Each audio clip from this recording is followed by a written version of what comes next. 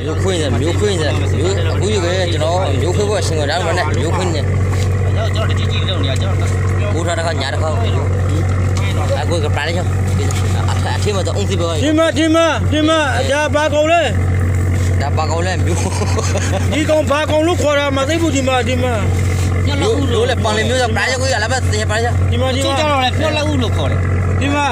ကျကြောက်တော့လဲကြောင်မြောက်လို့ခေါ်တယ် ဒါဘယ်လိုကောင်လဲမသိဘူး အေးဟုတ်တယ်တချို့လူတွေခေါ်တာတော့ဒီဘက်သူကခေါ်ရလို့ပြောလက်ဦးဆိုတော့မှာတော့မှာဒီကလက်ပုံစံလေး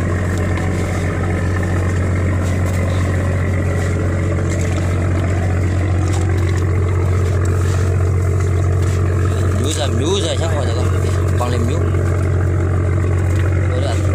ကျရုပ်ခါတဲ့ရုပ်လို့ဟာလုံးခါတဲ့လုံးဟာမျိုးကနေမျိုးစားလုံးကြည့်ရတယ်